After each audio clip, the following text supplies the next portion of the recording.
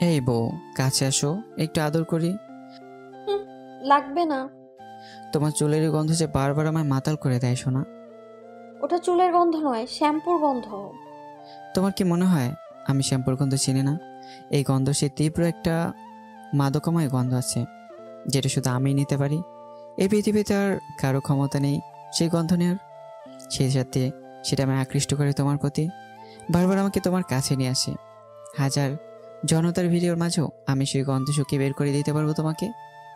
হয়েছে, আর অভিনয় করতে হবে না। বুঝে গেছি তোমার কি লাগবে। আরে অভিনয় না, সত্যি বলছি। ঠিক আছে, আর বলবো না। এখন যখন বুঝে গেছো আমার কি লাগবে, তাহলে সেটা আগে নেই। এতক্ষণ সাজিদ আর রিমি বিছানায় শুয়ে একে অপরের সাথে কথা বলছিল। তারা দুইজন স্বামী স্ত্রী, ঢাকার একটি ফ্ল্যাটে থাকে। দুইজনের পরিবারের কেউ নেই। এক কথায় দুইজনের দুইজন ছাড়াই পৃথিবীতে আর কেউ ছিল না। হয়তো সেই কারণেই তাদের ভিতর ভালোবাসাটা একটু বেশিই ছিল। রিমির কাছ থেকে সিগন্যাল পেয়ে সাজিদ ধীরে ধীরে তার ঠোঁটের দিকে এগিয়ে যায় আর একত্র করে দেয় দুটি ঠোঁট। তাদের ভালোবাসাতে কোনো কমতি ছিল না। সুন্দর গোছানো একটি সংসার। সাজিদ ছোটোখাটো একটা ব্যবসা করে। সকাল 9টার দিকে বেরিয়ে যায় আর বিকেল 4:30 নাগাদ ফিরে আসে। তারপর দুইজনের খুনসুটি করতে করতেই চলে যায়। সাজিদের কাছ থেকে রিমি নিজেকে ছাড়িয়ে নিয়ে হাঁপাতে থাকে আর বলে, আজকের মতো এটুকুই। কালকে আবারও তো কাজে যেতে হবে সকাল সকাল। আর আমিও না খুব ক্লান্ত। এই ঘুমিয়ে পড়ো চুপচাপ। ব্যাস এটুকুই? আমি তো ভেবেছিলাম পুরো সকাল পর্যন্ত জেগে থাকবা। জবাব দিল সাজিদ। কিন্তু রিমি সেটা শুনল কি না সাজিদ জানে না। সেও ঘুমিয়ে গেল। সকালে উঠে নাস্তা করে অফিসে চলে গেল সে। এইদিকে রিমি বাড়িতে একা। করার মতো তেমন কিছুই নেই। বাড়িতে একটা কাজের মেয়ে আছে, সেই প্রায় সব কিছু করে। রিমির কাজ শুধু বসে বসে সেই সব দেখা। কাজে গিয়ে সাজিদ বেশ ব্যস্ত হয়ে পড়ে, কারণ ক্লায়েন্টের চাপ অনেক বেড়ে গেছে। কাজ একটু হালকা হলেই সাজিদের রুমে প্রবেশ করে তার অফিসের একজন সহকারী, যার নাম হিয়া। সুন্দরী যুবতী মেয়ে, এখনো বিয়ে করেনি। সাজিদের সাথে বেশ ভালো বন্ধুত্ব তার। অফিসে যখন ফ্রি টাইম পায় তখন সাজিদ হিয়ার সাথেই গল্প করে পার করে দেয়। এইদিকে সাজিদ হিয়ার উপর মনে মনে দুর্বল। সে কেন জানি তার সাথে বেশি সময় ধরে থাকতে চায়। কারণটা তার অজানা। হিয়াও বেশ উপভোগ করে সাজিদের সঙ্গ। আজকেও তার ব্যতিক্রম হলো না। কাজ যেহেতু একটু হালকা হয়েছে তাই তারা গল্প করতে কফি শপে চলে গেল। সাজিদ যেহেতু সেই ব্যবসা প্রতিষ্ঠানের মালিক, সেই জন্য তাদের কিছু বলার মতো কেউ নেই। যখন তারা কফি শপে বসে গল্প করছিল তখন হঠাৎ রিমি দেখে ফেলে তাদের আর এগিয়ে আসে তাদের দিকে। আরে তোমরা এখানে কি করছো? প্রশ্ন করে রিমি। আরে রিমি, তুমি এখানে বসো। আর আমরা এখানে কফি খেতে এসেছিলাম। অফিসের কাজের চাপে বোরিং লাগছিল তাই চলে এলাম। দেখো ভালোই হলো, তোমাকে পেয়ে গেলাম। জবাব দিল সাজিদ। রিমি বলল, আমি একটু মার্কেট করতে বেরিয়েছিলাম, আর এখানে তোমাদের দেখি তাই কথা বলতে আসি। হিয়া বলল, রিমি, বসে পড়ো, একসাথে আড্ডা দেই। তোমাদের কথা শুনবো আজ আমি। রিমি তাদের ব্যাপারে অনেক কথাই বলে হিয়াকে। সে সব শুনে বলে, ওয়াও, তোমরা খুব লাকি। আমার না খুব হিংসে হয় তোমাকে নিয়ে। আমারও যদি এরকম একটা বর থাকতো। আর একটা মেয়ের সাথে নিজের স্বামীকে দেখলে সেই মেয়ের কিরকম ফিলিংস হয় সেটা সেই জানে। কিন্তু রিমি সেই রকম কোনো কিছু বলল না। তাদের সাথে কথা আড্ডা দিয়ে নিজের কাজে চলে গেল। আসলে সে মার্কেট করতে বেরিয়েছিল। এই রকম করেই চলে যাচ্ছিল তাদের দিন। সাজিদ জানে সে সবার সাথেই অভিনয় করে যাচ্ছে, কারণ একটা মেয়ে দিয়ে তার চলে না। সবার সাথেই একরকম সে। বাড়িতে রিমির প্রতি যেমন ভালোবাসা দেখায়, বাহিরে অন্য মেয়েদের সাথেও তার মেলামেশা চলে। রিমি কিছু বোঝে না সেই রকম নয়। সে সব কিছু বুঝেও নিজের ভালোবাসার প্রতি বিশ্বাস রাখে। কথায় আছে না, একটা পূর্ণাঙ্গ লাভ স্টোরি কখনো বাধা ছাড়া সম্পূর্ণ হয় না। তেমনি তাদের ভালোবাসাতেও কিছু বাধা আসবেই, সেটা জানে সে। আর সেই বাধা যারা পার করতে পারে তারাই অমর হয়ে আছে ইতিহাসের পাতায়। কিন্তু কিছু কিছু লাভ স্টোরি অসম্পূর্ণই রয়ে যায়, আর সেগুলোই মানুষ মনে রাখে চিরকাল। সাজিদ জানে না এইসবের পরিণতি ভালো হবে না খারাপ, কিন্তু সে জানে রিমি তাকে প্রচণ্ড ভালোবাসে, আর সে সেই ভালোবাসা কখনো উপেক্ষা করতে পারবে না, আর তার অভ্যেসও সেই কোনোদিন ফেলে দিতে পারবে না। তার কাছে উপায় তখন ছিল না, দুই নৌকাতে পা দিয়ে চলতে হচ্ছিল তাকে। এইদিকে রিমি মনের অবস্থা তেমন ভালো নয়। সাজিদের আচার আচরণ তার কাছে কেমন জানি লাগে, আর অনেক সময় সাজিদকে মেয়েদের সাথে দেখে তার রাগ হয় প্রচুর। সাজিদের সাথে এই নিয়ে অনেক কথা হয়েছে তার প্রতিবার সাজিদ তাকে আশ্বস্ত করেছে, কিন্তু যতবার সাজিদ কথা দিয়েছে ততবারই সে কথার খেলাপ করেছে। সেই জন্য এখন সে সাজিদকে অন্য নজরে দেখা শুরু করে। একটা ভালোবাসার মূল মন্ত্র হলো বিশ্বাস। যদি সেই সম্পর্কে বিশ্বাস না থাকে তাহলে সেটা ভালোবাসা নয়, সেই ভালোবাসা খুব শীঘ্রই ভেঙে পড়ার পরিস্থিতি রিমি আর সাজিদকে এনে এমন একটা জায়গায় দাঁড় করিতেছে যে একটু এদিক ওদিক হলেই সব শেষ হয়ে যাবে। এই তো সেদিনের ঘটনা। সাজিদ কাজে যাবে বলে বের হয়েছে, রিমি সুন্দর করে তার শার্ট ইন করে দিচ্ছে। মোটামুটি সব ঠিক চলছিল, কিন্তু তখনই কথা থেকে যেন উদয় হয় তাদের বাড়ির কাজের মেয়ে। সে ভেতরে আসার সাথে সাথে রিমি তাকে কিছু কাজ বুঝিয়ে দেয়, আর নিজে কিছু কাজ করতে ভিতরে চলে যায়। এইদিকে সাজিদ নাস্তা করতে বসে পড়ে। হঠাৎ করে সাজিদের হাত লেগে গ্লাস পড়ে যায়। সেই কাজের মেয়ে ভাঙা গ্লাস তুলতে যাবে, তখন সাজিদ তাকে বারণ করে, কারণ খালি হাতে সেটা তুলতে গেলে হাত কেটে যেতে পারে। তাই সেটা একটা টিস্যু দিয়ে তোলার চেষ্টা করে, আর ঠিক সেই সময় হাজির হয় রিমি। কাজের মেয়ে দাঁড়িয়ে আছে আর তার স্বামী ভাঙা গ্লাস পরিষ্কার করছে। এইটা দেখে তার মনে রাগ উঠতে থাকে। এমনিতেই তাদের সময় খারাপ যাচ্ছিল, আর এইসব দেখে সে উল্টোপাল্টা চিন্তা করতে শুরু করে দেয়। সামান্য একটা বিষয় যেখানে সাজিদের কোনো দোষ নেই, সেই জায়গাতেও একটা কাজের মেয়েকে নিয়ে তাদের মধ্যে বিস্তর ঝগড়া হয়ে যায়। রিমি কাঁদতে কাঁদতে নিজের ঘরে চলে যায়। সাজিদও রাগ করে তার কাজে চলে যায়। সেদিন থেকে বন্ধ হয়ে যায় বেচারি কাজের মেয়ে সেই বাড়িতে কাজ করা। রাস্তায় যেতে যেতে সাজিদ ভাবতে থাকে আসলে ভুলটা তারই ছিল। রিমি তাকে কতটা ভালোবাসে সেটা জানা সত্ত্বেও তার সাথে রাগারাগি করা ঠিক হয়নি। এইরকম একটা ফিলিংস কাজ করা শুরু করে তার ভিতর। ভালোবাসা শুধু মুখে প্রকাশ করে পালন করা যায় না, সেটা অন্তর থেকে অনুভব করতে হয়। সাজিদ আর দেরি না করে চলে যায় বাড়িতে। গিয়ে দেখে রিমি দরজা বন্ধ করে বসে আছে, আর ভিতর থেকে কোনো আওয়াজ আসছে না। ভয় পেয়ে যায় সাজিদ, চোখ দিয়ে পানি বের হতে শুরু করে দেয়। মনের ভিতর চলতে থাকে নানান খারাপ চিন্তা। দেরি না করে সে দরজা ভাঙার সিদ্ধান্ত নেয়। কয়েকবার গায়ের জোরে ধাক্কা দিয়ে দরজা ভেঙে ফেলে। দরজা খোলার সাথে সাথে রিমি এসে জড়িয়ে ধরে তাকে। কাঁদতে কাঁদতে মেয়েটা পুরো চোখ ফুলিয়ে ফেলেছিল। সাজিদ তাকে সান্ত্বনা দিয়ে বলে, আরে পাগলি, এটুকুই একটা ঝগড়া। আমি কত ভয় পেয়ে গেছিলাম জানো। বারবার আমার মনে হয়েছিল এই বুঝে আমি তোমাকে হারিয়ে ফেলবো। নিঃশ্বাস বন্ধ হয়ে আসছিল আমার, কি করব বুঝতে পারছিলাম না পেরে দরজা ভেঙে দিই। আর এখন আমার কতটা শান্তি লাগছে জানো। রিমি ফুপিয়ে ফুপিয়ে কাঁদতে কাঁদতে বলে, আমি তোমাকে কতটা ভালোবাসি জানো না। আমি তোমাকে অন্য কারোর সাথে সহ্য করতে পারি না, সেজন্য একটু বেশিই করে ফেলেছিলাম। আর তখন যদি আমাকে একটু বুঝিয়ে বলতে তাহলে তো ওরকমটা হতো না। সাজিদ রিমির মাথায় হাত বুলিয়ে দিতে থাকে। জানে রিমি এখন শান্ত হয়ে গেছে। এইসব থেকে তাদের বেরিয়ে আসার জন্য তারা ঠিক করে তারা বেড়াতে যাবে, সমুদ্র দেখতে যাবে সেখানে।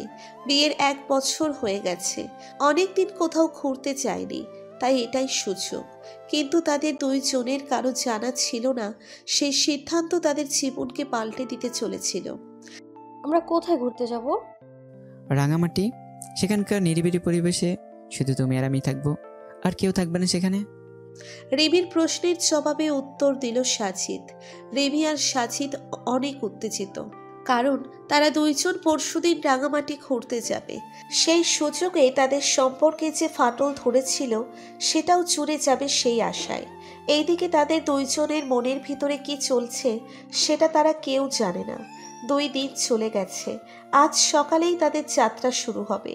পাহাড়ি এলাকা রাঙামাটি, মানুষজন সরল সেই সব এলাকার, কিন্তু মনের ভিতর শুরু হয় আসল ভয়। রাতের বেলা হঠাৎ করে বনের ভিতর দিয়ে যাওয়া গাড়ির ওপর আক্রমণ করে বসে ডাকাতের দল। সেই জন্য সাবধান থাকতে হয় সব সময়। কিন্তু সাজিদদের ভয় নেই, কারণ তারা দিনের বেলা যাত্রা করবে, আর সেটাই করলো তারা। ঢাকা থেকে বেশ অনেকক্ষণ লাগলো তাদের গন্তব্যে পৌঁছতে। যাযাবর, পাহাড় আর রাঙামাটি লোকসহ প্রায় সব জায়গায় তারা ঘুরে ঘুরে দেখলো। দিন শেষে তারা এসে পড়লো একটা হোটেলে। সারাদিন ক্লান্ত থাকায় ঘুমিয়ে গেল তারা দুজন। কিন্তু সাজিদের চোখে ঘুম নেই। তার এখানে আসার উদ্দেশ্য অন্য কিছু, সেটা সে রিমিকে বলতে পারবে না। তাই কৌশলে সে তার খাবারের মধ্যে ঘুমের ঔষধ মিশিয়ে দিয়েছিল, যার কারণে সকাল হওয়ার আগে আর রিমির ঘুম ভাঙবে না। সাজিদ হোটেল ছেড়ে বেরিয়ে কোথাও চলে যায়, আবার ভোর হওয়ার সাথে সাথে চলে আসে। রিমি টেরও পায় না সাজিদ সারা রাত বাহিরে ছিল। সকালে চোখ খুলে সে সাজিদকে পাশে দেখতে পায়। পরদিন সকালে তারা হোটেল ছেড়ে দেয়, কারণ তারা আরও দূরে যাবে, আর হোটেল সেখানেও আছে, তাই সেখানেই থাকা যাবে। পুরো দিন শেষে বিকালে এসে শুরু হয় আসল খেলা। এই পুরো অভিনয়ের মূল জায়গায় এসে দাঁড়ায় দুই ভালোবাসার মানুষ। আজও তাদের মনে ভালোবাসা ছিল কিনা সেটা কেউ জানে না, কারণ সেগুলোর বদলে তখন হয়তো দুইজনের মনের বদলে চলছিল প্রতিশোধের আগুন। কিসের প্রতিশোধ সেটা একমাত্র তারাই জানে। উঁচু পাহাড়ের ওপর একটা বাংলো টাইপ বাড়ির ভিতরে রয়েছে সাজিদ আর তার স্ত্রী। দুইজনেরই পছন্দের জায়গা হয়ে উঠেছিল সেই বাড়িটা, কারণ আশেপাশে আর কোনো বাড়িঘর কিছুই নেই। সাজিদ 2 দিনের জন্য সেটা ভাড়া হিসেবে নিয়েছিল। সেই উঁচু জায়গা থেকে সূর্য ওঠার জায়গা খুব ভালো করেই দেখা যেত। দুপুরে খাওয়া দাওয়ার পর যখন তারা বিশ্রাম করছিল, তখন হঠাৎ সাজিদ রিমিকে প্রশ্ন করে বসে। আচ্ছা রিমি, আমি তোমাকে তোমার অতীত সম্পর্কে তেমন কিছু কোনোদিন জিজ্ঞেস করিনি। তোমার মা বাবা নেই জানি। যখন তুমি ক্লাস 9-এ পড়ো, তখন তারা দুজনে একটা অ্যাক্সিডেন্টে মারা যায়, কিন্তু তার আগে বা পরে কিছু আমি জানি না। আজ এই নিরিবিলি জায়গায় আমার সাথে চাইলে সব কিছু শেয়ার করতে পারো, আর যদি দুঃখ মনের মধ্যে থেকে থাকে তাহলে সেটা বের করে দিতে পারো। সাজিদের এমন প্রশ্নে রিমি কিছুটা বিব্রত বোধ করে, কারণ সে তার অতীতকে ভুলে যেতে চায়। তার মা বাবাই ছিল তার কাছে সব কিছু, কিন্তু নিষ্ঠুর প্রকৃতি ছিনিয়ে নিয়েছে তাদের তার কাছ থেকে। আর তারপর সে অনেক কষ্টে নিজে পড়াশোনা করে আর ছোটোখাটো কাজ করে এই পর্যন্ত এসেছে। আর এর মধ্যেই তার দেখা হয়ে যায় সাজিদের জন্য। সাজিদ নিজে রিমির জন্য বিয়ের প্রস্তাব নিয়ে এসেছিল, কিন্তু রিমি বিয়ে করতে চায়নি। সে জীবনে অনেক কিছু করতে চেয়েছিল, কিন্তু দেশে একা মেয়ে এত কিছু একা কোনোদিন করতে পারে না। আর সাজিদ রিমিকে সময় দিয়েছিল অনেক। প্রতিদিন সে দেখা করতে আসতো তার সাথে, তাকে বোঝাতো নানা রকম করে। আর এই সব কিছুর মধ্যেই দুজনের মধ্যে একটা ভালো লাগা কাজ করতে শুরু করে দিয়েছিল। আর তারপর দুইজনের মতের ভিত্তিতে দুজন বিয়ে করে নেয়। তারপর 1 বছর পূর্ণ হয়ে গেছে। আর সাজিদের স্টোরিও অনেক সাদামাটা। জন্ম থেকেই অনাথ সে, কিন্তু পড়ালেখাতে মতন ভালো ছিল। স্কুলে খারাপ রেজাল্ট করতো সে। স্কুল জীবনে তার পড়ালেখা একেবারে ডাউন ছিল। ক্লাসে লাস্ট হতো সব সময়, কিন্তু হঠাৎ করে তার গতি পাল্টে যায়। কলেজে ওঠার সাথে সাথে তার সবকিছু বদল হয়ে যায়। পড়ালেখা অনেক ভালো করে করতে শুরু করে দেয় সে। সব বিষয় ফার্স্ট হতে শুরু করে দেয়। হয়তো বুঝতে পেরেছিল জীবনের আসল মানে, সেই জন্য এইসব। আর একদিন কোনো এক জায়গায় রিমিকে দেখে পছন্দ হয়ে যায়, আর ব্যাকগ্রাউন্ড চেক করে দেখে তার কেউ নেই। তাই বিয়ের প্রস্তাব নিয়ে হাজির হয় সে। তার পরের ঘটনা সংক্ষিপ্ত। রিমি সবকিছু বলে দেয় সাজিদকে, কিন্তু সাজিদ কেমন জানি মনমরা হয়ে যায় সব শুনে। হয়তো সে অন্য কিছু আশা করেছিল। সে আর কিছু জিজ্ঞেস করে না তাকে। ওই দিনটা তাদের সেই রকম করেই কেটে যায়। ওই দিন রাতে যখন রিমি শুয়ে পড়ে, তখন সাজিদ আবার বাহিরে বের হয়ে যায়। আজকে রিমি আর ঘুমিয়ে থাকে না। হঠাৎ করে তার ঘুম ভেঙে যায়, আর পাশে দেখে সাজিদ নেই। তাই সেও বাহিরে গিয়ে দেখে একটা ছায়ামূর্তি পাহাড়ের ঢাল বেয়ে নিচে নেমে যাচ্ছে। রিমির চিনতে অসুবিধে হয় না সেটা সাজিদ। এত রাতে তাকে একা রেখে সাজিদ কোথায় যাচ্ছে সেই চিন্তায় সেও ফলো করা শুরু করে দেয় তাকে। ফলো করতে করতে দেখে সাজিদ নিচে কারোর সাথে দেখা করছে আর কারোর সাথে কথা বলছে। রিমি তাদের কাছে যায়, গিয়ে দেখে একটা নারী মূর্তির সাথে সাজিদ কিছু কথা বলে যাচ্ছে। রিমি লুকিয়ে তাদের আরো কাছে যায়, কিন্তু সেই মহিলা কে সেটা সে বুঝতে পারে না। কিন্তু তাদের কথাবার্তায় স্পষ্ট শুনতে পায়। রিমি যা শুনতে পায় সেটা শুনে তার গায়ের লোম দাঁড়িয়ে যায়। থরথর করে কাঁপতে শুরু করে দেয় সে, কারণ তারা যা বলছিল সেটা বলার মতো নয়। তারা দুজন বলছিল, অভিনয়ে সব অভিনয়। আমি এতদিন অভিনয় করে এসেছি আজকের দিনের জন্য। আর আমি জানি রেমি অভিনয় করে এসেছো। যখন তার বাবা মা মারা যায় তখন সে একা হয়ে যায়, কেউ তার দিকে ঘুরেও তাকায় না। সেই সময় আবির্ভাব হয় আমার। আমি তাকে প্রস্তাব দিই, সে কে সেটা না জেনেই। আর আমার মতো বড় লোক দেখে সেও রাজি হয়ে যায়। কিন্তু তখন আমি বুঝতে পারিনি সেটা সেই রেমি যে আমার জীবনকে একটা সময় নষ্ট করে দিয়েছিল। বিয়ের পর আমি বুঝতে পারি সেটা সেই। আর তখন থেকে আমি প্ল্যান করতে শুরু করে দিই। আর আমার প্ল্যানের শেষ ধাপ কালকে হতে চলেছে। আমার প্রতিশোধ পূরণ হতে চলেছে। সে বুঝতে পারবে ভালোবাসার অপর নাম মৃত্যু। আর সেই মৃত্যুর সে কঠিন জ্বালা হলো যখন কেউ জানতে পারে তার সবচেয়ে ভালোবাসার মানুষ তার সাথে বেইমানি করেছে। এতদিন ভালোবাসার সব কিছু একটা অভিনয় ছিল, সেটা যখন সে বুঝতে পারবে তখন হবে তার আসল মৃত্যু। তার আগে যেটা হবে সেটা তার শুধু দেহ থেকে আত্মা আলাদা হয়ে যাবে। ভালোবাসার কতটা কষ্ট সেটা আমি তাকে তিলে তিলে অনুভব করাতে চাই। এক টানে কথাগুলো বলল সাজিদ। অপর পাশে দাঁড়িয়ে থাকা ছায়ামূর্তি সব শুনে বলল, সব কিছু ভালো করে মিটিয়ে গেলেই হয়। তারপর শুধু তুমি আর আমি থাকবো। আমাদের মাঝে আর কেউ বাধা হয়ে দাঁড়াতে পারবে না। রিমি আর সেখানে সরিয়ে থাকার মতো শক্তি পেল না। মনে হচ্ছিল তার পায়ের নিচ থেকে মাটি সরে গেছে। সাজিদ কি বলছে তার কিছুই সে বুঝতে পারছে না। কতটুকু সে বুঝতে পেরেছে সেটা হলো সাজিদ তাকে ভালোবাসে না। আর এতদিনের সব কিছু ছিল একটা অভিনয়। আর কোন কারণে সাজিদ রিমির উপর প্রতিশোধ নিচ্ছে যেটা তার জানা নেই। রিমি তাদের থেকে দূরে সরে যায়। সে আর কিছু ভাবতে পারছে না, তার হাত পা কাঁপছে। এতদিনের বিশ্বাস আর ভালোবাসা যখন অভিনয়ে পরিণত হয় তখন সেই জিনিসটা কতটা বেদনাদায়ক সেটা একমাত্র সেই ভালোবাসার মানুষটাই জানে। সাজিদ ছাড়া রিমির এই দুনিয়াতে আর কেউ নেই। তাই যখন সেই মানুষটাই তাকে ধোঁকা দিল, তার সুইসাইড করা ছাড়া আর কোনো রাস্তা খোলা ছিল না। রিমি সোজা পাহাড়ের ধারে গিয়ে দাঁড়ায়। তার মাথায় তখন তাদের মধুর সব স্মৃতিগুলো ঘুরছিল। কথাই আছে, মানুষ যখন তার মৃত্যুর সন্নিকটে এসে দাঁড়ায় তখন তার চোখের সামনে তার পুরো জীবন ভাসে। রিমির ক্ষেত্রেও তার ব্যতিক্রম ঘটেনি। বন্ধ চোখের ভিতর সব স্মৃতি সে মনে করছিল। মনে মনে প্রস্তুতি নিয়ে নিয়েছে সে লাফিয়ে পড়বে, কিন্তু তখনই তার বিবেক তাকে বাধা দেয়। নিজেকে প্রশ্ন করে কেন সে আত্মহত্যা করবে, তার তো কোনো দোষ নেই। সে কেন বেছে নিবে এই পাপের রাস্তা? নিজেকে কিছুটা সামলে নেয় সে। মনে মনে বলে তাকে এইসব কিছুর শেষ দেখতে হবে। সাজিদ কেন তাকে মারতে চায়, তোর কি দোষ সেটা তোর জানতে হবে। তাই রিমি সুইসাইড করার কথা মাথা থেকে বের করে দেয়। যেই রাস্তা দিয়ে সে এসেছিল সেই রাস্তা দিয়ে আবার বাংলোতে ফিরে যায়। শুয়ে পড়ে বিছানায়। সেও অভিনয় করে সে ঘুমিয়ে। একটু বাদে সেখানে হাজির হয় সাজিদ। পর্যবেক্ষণ করে বুঝতে পারে রিমি তখনও ঘুমে। সাজিদ সেই কারণে তার মাথার চুলে একবার হাত বুলিয়ে নিজেও শুয়ে পড়ে। এইদিকে চোখ দিয়ে নিঃশব্দে পানি পড়ে যাচ্ছে রিমির। মন চাচ্ছিল সাজিদকে জড়িয়ে ধরে কাঁদতে, মন খুলে সব কথা বলতে, কিন্তু সেটা এখন সম্ভব নয়, কারণ তার জায়গা দখল করে নিবে আর এক মহিলা। রিমির শুধু একটাই ইচ্ছে, সব সত্য জানার। সেই সব কিছু জানার পর মৃত্যু হলেও তার আক্ষেপ থাকবে না। পরদিন সকালে তাদের ঘুম ভাঙলেও এক কাপ চায়ের সাথে।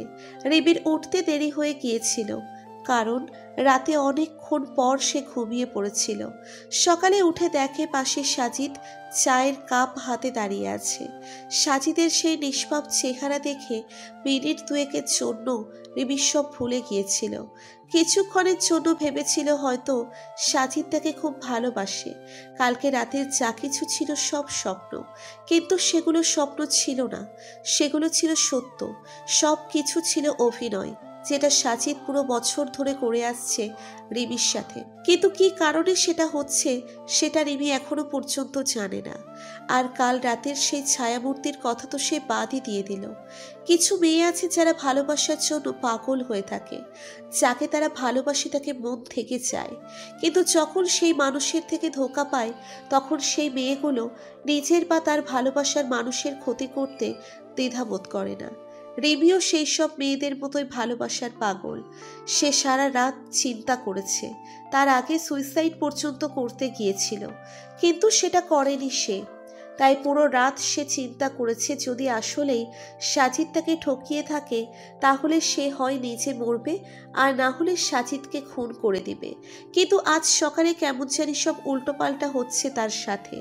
যেখানে সাজিদের তাকে খুন করার কথা বা সেই রকম প্ল্যান করার কথা, তার বদলে সাজিদ তার যত্ন নিচ্ছে। রিমি কিছুই বুঝতে পারছিল না।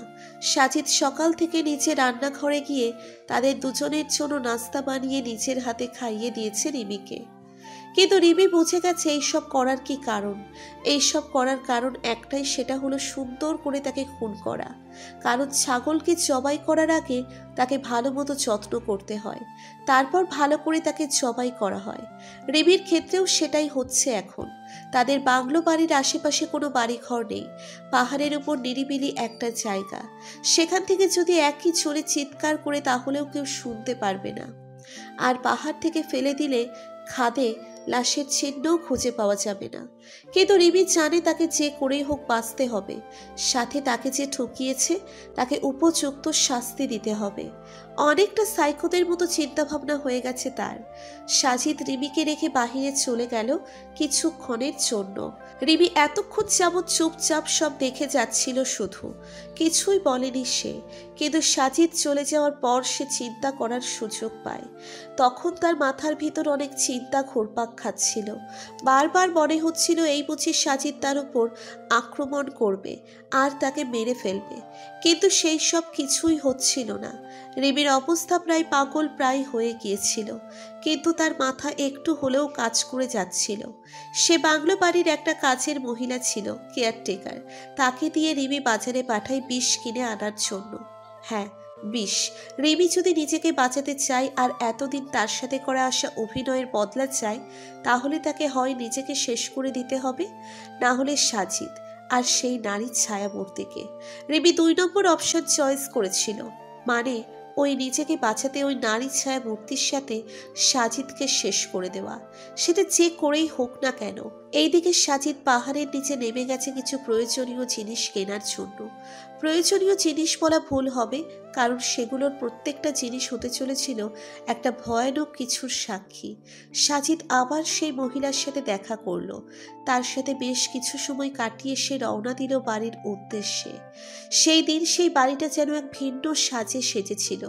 স্বামী স্ত্রীকে মারার পরিকল্পনা করছিল, আর স্ত্রী স্বামীর এতদিনে তার সাথে করা অভিনয়ের বদলা নেওয়ার জন্য। পুরো বাড়িটা যেন নাট্যমঞ্চ হয়ে গিয়েছিল। সেই মঞ্চে স্বামী স্ত্রী দুজনেই ছিল অভিনেতা আর অভিনেত্রী, কিন্তু তারা নায়ক নায়িকা হলেও একাধারে ছিল দুইজনের শত্রু, এক কথায় ভিলেন। স্বামী বদলা নিতে চায় তার স্ত্রীর কোনো অতীতে করা কাজের জন্য, আর স্ত্রী বদলা নিতে চায় স্বামীর সেই ঘৃণ্য রূপের জন্য। এই পুরো নাটকে থার্ড পার্সন হিসেবে ভূমিকা পালন করছিল এক অজানা মহিলা। যদি স্বামী তার স্ত্রীকে খুন করতে সফল হয়, তাহলে সেই মহিলা হয়ে যাবে তার। খুনের নেশায় এখন মত্ত দুইজন। কে হবে বিজয়ী সেটা দেখার অপেক্ষায় আছে নির্মল প্রকৃতি। দুপুর প্রায় হয়ে এসেছিল। বাড়িতেই তারা থাকছে বেশি সময়। সাজিদ রিমিকে সময় দিচ্ছে আরো বেশি করে, কারণ সে চায় যেন মৃত্যুর আগে রিমি সাজিদের ভালোবাসার প্রতিটা বিন্দু অনুভব করতে পারে। ধীরে ধীরে রাত হয়ে আসতে শুরু করে দিল। দিন যত যাচ্ছিল দুইজনের মনের মধ্যে তত ভাবনার উদয় হচ্ছিল। সাজিদ তৈরি ছিল তার কাজ করার জন্য, আর রিমিও তৈরি ছিল। সূর্য যখন পশ্চিম আকাশে হেলে পড়ে তখন থেকে শুরু হয় আসল খেলা। দুইজনের আচরণ পরিবর্তন হতে শুরু করে। সাজিদ রিমি ভালো করে সেজে আসতে বলে। রিমি যখন নিজে সাজতে চায় তখন সাজিদ তাকে নিয়ে গিয়ে নিজেও হাতে সাজিয়ে দেয়। রিমিও নিজেকে উজাড় করে দেয় সাজিদের কাছে। রিমিকে একেবারে পরিপাটি করে সাজিয়ে তোলার পর সাজিদ নিজে তৈরি হতে যায়। রিমি বুঝে গিয়েছিল তাদের মধ্যে একজনের মৃত্যুর ক্ষণ বয়ে আসছে ধীরে ধীরে। সাজিদ নিজে তার সব প্ল্যান রেডি করে নেয়, আর বাড়ির পিছনের দরজায় সেই মহিলাকে দাঁড়িয়ে থাকতে বলেছিল সে। একবার চেক করে দেখে সেই মহিলা সেখানেই আছে প্ল্যান মাফিক। সাজিদ এইবার রিমির সাথে বসে পড়ে ক্যান্ডেল লাইট ডিনারের জন্য। সব খাবার সে নিজ হাতে বানিয়েছে। খেতে খেতে সাজিদ রিমিকে বলল, আচ্ছা রিমি, স্কুল জীবনে কি কোনোদিন কারো লাভ লেটার পাওনি? হঠাৎ এই ধরনের প্রশ্ন শুনে সে কিছুটা বিব্রত বোধ করতে শুরু করে দিল, কিন্তু নিজেকে ঠিকই সামলে নিয়ে বলল, আমি ছিলাম মেয়ে, লাভ লেটার তো অনেক পেয়েছি, কিন্তু সবাইকে আমি রিজেক্ট করে দিয়েছিলাম বারবার। সেখানে কি এমন কোনো ছেলে ছিল না যে তোমার বরাবর রিজেক্ট করার পরও পিছু করতো তোমার? প্রশ্ন করল সাজিদ। না, সেরকম কেউ ছিল না। রিমির সোজা জবাব দিয়ে দেয়। রিমির উত্তর শুনে সাজিদ রেগে যায় আর চিৎকার করে বলে, মিথ্যে বলছো তুমি। ছিল না মানে? অবশ্যই ছিল। এমন একজন ছিল যে তোমার পিছু করতো। তোমার জন্য একটা সময় পাগল ছিল সে, কিন্তু তুমি তার সাথে কি করলে? পুরো স্কুলের সামনে তার বদনাম করলে। এসব কিছুই হয়নি, বললাম তো এরকম কেউ ছিল না। আবারও শান্ত মাথায় জবাব দিল রিমি। এইবার সাজিদ আরও রেগে গেল, চিৎকার করে দাঁড়িয়ে গেল সে। রিমিকে উদ্দেশ্য করে অকথ্য ভাষায় গালি দিল, তারপর বলল, সেই স্কুল জীবন থেকেই তোর মতো অভিনেত্রী আর কেউই ছিল না। মনে পড়ে সেই সাজ্জাদকে, যে তোকে বারবার পিছু করতো, বারবার তোর সামনে একটা লাল গোলাপ নিয়ে দাঁড়িয়ে থাকতো, কিন্তু প্রতিবারই সেই গোলাপ তুই হাত থেকে নিয়ে পায়ে পিষিয়ে দিতি। সেই অতীতকে মনে পড়ে আজ? সাজিদের মুখে সেই নামটা শুনে এইবার রিমি বড় ধরনের একটা শক খায়। কিছুক্ষণের জন্য সে ফিরে যায় অতীতে, জীবনের কিছু ঘটনা আবার মনে করার চেষ্টা করতে থাকে। তখন সময়টা ছিল রিমির স্কুলের জীবন। ক্লাস 8-এ পড়তো সে। একই স্কুলের এক ক্লাস উপরে, মানে ক্লাস 9-এ পড়তো সাজ্জাদ নামের সেই ছেলে। বড় ক্লাসের মেয়েদের সাথে মিশতে মিশতে রিমির চালচলন তাদের মতো হয়ে গিয়েছিল। অল্প বয়সে বেশি পেকে গেলে যা হয়, রিমিও সেই রকম ছিল। স্কুলের অনেক ছেলে তাকে প্রপোজ করত। রিমি কাউকে না করতো না, সবাইকে হ্যাঁ বলে তাদের সাথে ঘুরে বেড়াতো আর ইচ্ছে মতো তাদের পকেট খালি করাতো। কিন্তু সেটা বেশি দিন আর টেকে না।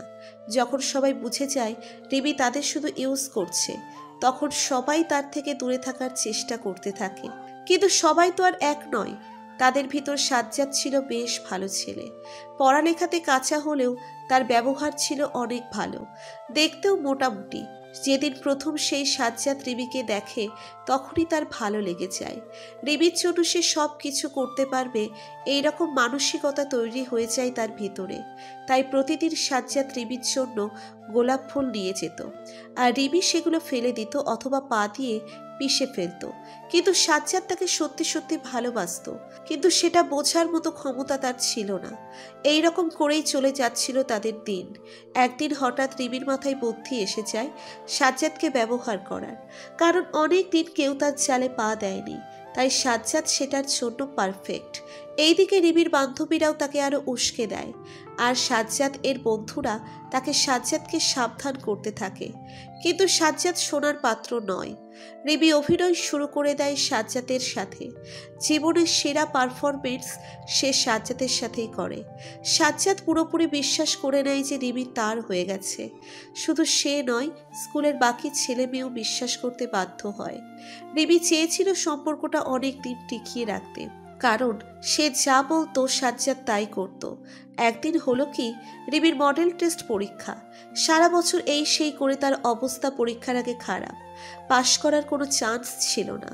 তখন সে সাজ্জাদের কাছে এমন অভিনয় শুরু করে দেয় যে সাজ্জাদের মন গলে যায়। সাজ্জাদ ঠিক করে সে আগের দিন রাতে স্কুলের অফিস থেকে প্রশ্নপত্র চুরি করে নিয়ে যাবে আর তা রিমিকে দিবে। যেই ভাবা সেই কাজ।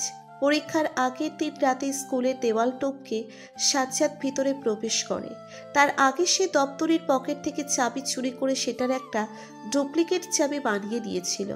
সেটা দিয়ে সে ধীরে ধীরে অফিস রুম খুলে ভিতরে ঢুকে প্রশ্নপত্র যেখানে রাখে সেখানে গিয়ে যেই প্রশ্ন আসবে সেই সব প্রশ্ন একটা কাগজে লিখে নেয়। তারপর আবার সব কিছু যেরকম ছিল সেই রকম করে রেখে অফিস বন্ধ করে চলে যায়। কিন্তু সে একটা ভুল করে, সেটা হলো তার নিজের একটা কলম সেখানে ফেলে রেখে যায়। আর প্রশ্নপত্র আঠা দিয়ে লাগানো থাকে সব স্কুলে, কিন্তু সেই খাম কোনো মতে খুললেও সাজ্জাদ পরে আঠা দিয়ে সেটা লাগানোর কথা ভুলে যায়। ফলাফল যা দাঁড়ায় তা হলো স্যাররা বুঝে যায় কেউ প্রশ্নপত্র নকল করেছে। সেই সময়েই তারা পরীক্ষা বাতিল করে দেয়। পুরো স্কুলের সব শিক্ষার্থীদের মাঠের মধ্যে হাজির করায়, আর সবার উদ্দেশ্যে বলা হয় প্রশ্নপত্র চুরির কথা।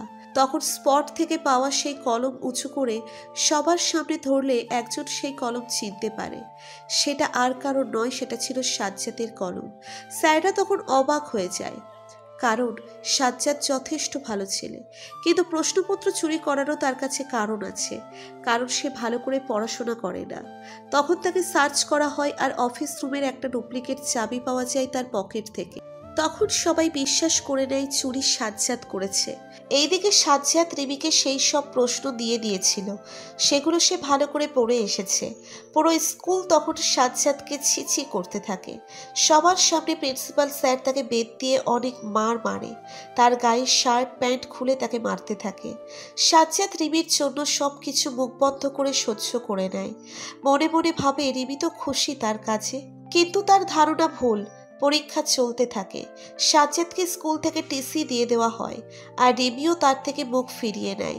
সাজ্জাদের সাথে সে দেখা করা আর কথা বলা সব বন্ধ করে দেয়। সাজ্জাদ তিলে তিলে শেষ হয়ে যেতে থাকে। সে তার ভুল বুঝতে পেরে শহর ছেড়ে দেয় আর অন্য শহরে গিয়ে খুব ভালো করে পড়াশোনা করতে শুরু করে দেয়। এর মাঝেই রিমির বাবা মায়ের দুর্ঘটনাতে মৃত্যু হয়ে যায়। রিমি এই দুনিয়াতে একা হয়ে যায় সম্পূর্ণ। একেই হয়তো বলে রিভেঞ্জ অফ নেচার। তখন সে নিজের আগের করা ভুলের জন্য পস্তাতে থাকে। আর কয়েক বছর পরেই ফিরে আসে সাজ্জাদ এক নতুন নামে। নাম হয়ে যায় তার সাজিদ। রিমিকে বিয়ের প্রস্তাব দেয় বিয়ের জন্য, কিন্তু তখনও তার মনে চলছিল প্রতিশোধের আগুন। তাই সে রিমির পথ অনুসরণ করে। সেও শুরু করে দেয় একটা নোংরা ভালোবাসার অভিনয়ের। আগেরবার সেই অভিনয়ে জড়িয়ে গিয়েছিল সাজ্জাদ রুমি সাজিদ, আর এইবার সেই একই অভিনয় শিকার রিমি। বদলা তখন সাজিদের চোখে ছিল ঠিকই, কিন্তু ভালোবাসা থেকে ধোঁকা পেয়ে রিমির মনের মধ্যেও বয়ে যাচ্ছিল প্রতিশোধের আগুন। সাজিদের মাথায় তখন আর একটা প্ল্যান এসে যায়। সেই যে ওই সাজ্জাদ, সেটা সে রিমির থেকে লুকিয়ে ফেলে আর তাকে বলে, আমি সেই সাজ্জাদের বড় ভাই সাজিদ। আর সাজ্জাদ তো সেদিনই মারা গিয়েছিল অ্যাক্সিডেন্ট করে, সেই কারণে আমি তার প্রতিশোধ নেওয়ার জন্য ফিরে এসেছি। এই কথা শুনে রিমি চমকে ওঠে, কারণ সে ভেবেছিল সাজিদই হবে সেই সাজ্জাদ। কিন্তু এখন বুঝতে পারছে সেটা সাজিদ নয়। যদিও তার ধারণা ঠিকই ছিল, কিন্তু সাজিদের অভিনয় তাকে এটা প্রমাণ করাতে বাধ্য করিয়েছে। রিমি সাজিদের কাছে ছুটে যায় আর নানানভাবে তাকে বোঝাতে থাকে। সে তার অতীতের করা ভুলগুলোর জন্য তার কাছে ক্ষমা চাইতে থাকে, কিন্তু কোনো লাভ হয় না। সাজিদের মুখের ভাব আগের মতোই থাকে। সাজিদ রিমির কোমরে হাত দিয়ে তাকে উঠিয়ে নেয়। দুইজন একসাথে দাঁড়িয়ে যায়। ঠিক সেই সময় মিউজিক প্লেয়ারে বেজে ওঠে গানের মিষ্টি ধ্বনি। রিমিকে উঠিয়ে নিয়ে সাজিদ তার সাথে ডান্স করতে শুরু করে দেয়। সাজিদের একটা হাত রিমির কোমরে আর আরেকটা হাত ধরে আছে রিমির একটা হাত। এইদিকে রিমির চোখ দিয়ে পানি পড়েই যাচ্ছে। সাজিদ রিমির একটা হাত নিয়ে তার কোমরে রেখে দেয় আর রিমির সাথে জোর করে পায়ে পা মেলাতে থাকে। সাজিদের মুখে একটা নিষ্ঠুর হাসি শোভা পাচ্ছে, আর রিমির চোখের পানির আড়ালেও একটা চতুরতা লক্ষ্য করা যাচ্ছিল। কে জানতো তখনও তারা দুইজন এক ধরনের অভিনয় করেই যাচ্ছিল। গানের সুর তেজ হতে থাকে আর তাদের পাও জোরে চলতে শুরু করে দেয়। মিষ্টি গানে তারা দুইজন যেন উন্মাদ হয়ে গিয়েছিল। একটা ঘোর কাজ করছিল দুইজনের মধ্যেই। দুইজন দুইজনের আরো কাছে চলে আসে। দুইজনের নিঃশ্বাস শোনা যাচ্ছিল একদম কাছ থেকে। দুইজোড়া ঠোঁট একত্রিত হতে সময় নেয় না বেশিক্ষণ। কিছুক্ষণ পর সাজিদ রিমির এলো কেশে হাত বুলিয়ে দিয়ে শেষবারের মতো বুক ভরে সেটার নিঃশ্বাস নেয়। সেই গন্ধ, সেই মিষ্টি শিহরণে আবার তার মন ভরে যায়। কিন্তু সেটা ছিল ক্ষণিকের। মিনিট দুয়েকের মধ্যেই সাজিদ রিমিকে দূরে ঠেলে দেয় আর পিছনে গুছিয়ে রাখা পিস্তল বের করে তাক করে তার দিকে। চিৎকার দিয়ে ওঠে রিমি। সেই চিৎকারের সাথে তাল মিলিয়ে সাজিদ চিৎকার করে বলে ওঠে, হ্যাঁ হ্যাঁ হ্যাঁ, আমি সাজ্জাদ। সেই সাজ্জাদ মরে গিয়েছিল সেদিনই, কিন্তু তার বদলে জন্ম নিয়েছিল এই সাজিদ, যার আজ কোনো কিছুরই অভাব নেই। আর সেই সাজ্জাদকে যে মেরেছে তার বদলা আমি নিব আজকেই। চিৎকার করে কথাটা বলেই ট্রিগারে চাপ দেয় সে। সাথে সাথে রিমি তার জায়গা থেকে সরে যায়। 2 ইঞ্চির জন্য বুলেট থেকে বেঁচে যায় সে, কিন্তু সাথে সাথে পিছন থেকে একটা মৃদু আর্তনাদ ভেসে আসে। রিমি পিছনে তাকিয়ে দেখে হিয়া মাটিতে পড়ে আছে। ঠোঁট তখনও কাঁপছিল তার, আর পেট থেকে তাজা রক্ত বেরিয়ে আসছিল। পাশের পড়েছিল একটা ফুলদানি। সবকিছু ক্লিয়ার হয়ে যায় রিমির কাছে। সাজিদ আর হিয়া মিলে তাকে মারার প্ল্যান করেছিল, আর হিয়াই সেই নারী ছায়ামূর্তি ছিল যাকে সে সাজিদের সাথে পাহাড়ের নিচে কথা বলতে দেখেছিল। সাজিদের চিৎকার শুনে হয়তো হিয়া ভিতরে এসে নীরবে রিমির পিছনে ফুলদানি হাতে নিয়ে দাঁড়ায়, যাতে রিমি কিছু করার আগেই তাকে সে আঘাত করতে পারে। কিন্তু বিধি হয়তো অন্য কিছু চেয়েছিল, তাই রিমির বদলে গুলিটা হিয়াকে লাগে, আর এখন তার এই অবস্থা। সাজিদ হিয়ার সেই অবস্থা দেখে ছুটে চলে যায় সেখানে।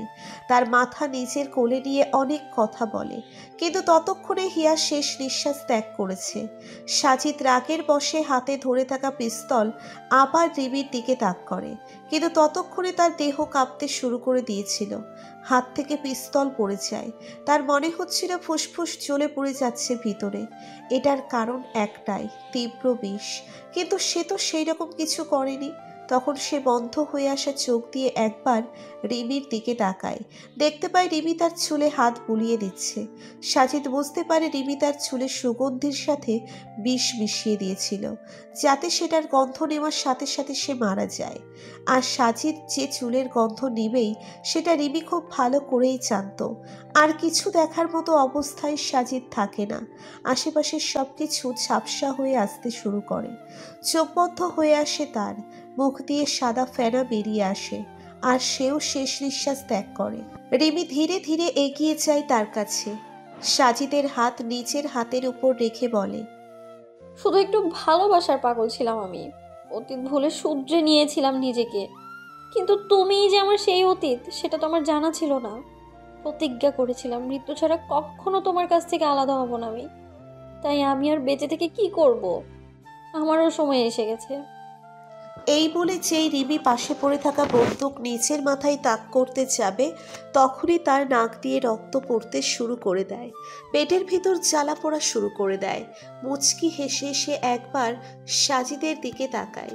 সাজিদ ততক্ষণে অনেক দূরে চলে গেছে। রিমি বুঝতে পারে খাবারের ভিতর বিষ ছিল, আর সেটার প্রতিক্রিয়া এখন দেখা দিচ্ছে। কিন্তু কি যেন মনে করে রিমি ট্রিগারে চাপ দিয়ে দেয়।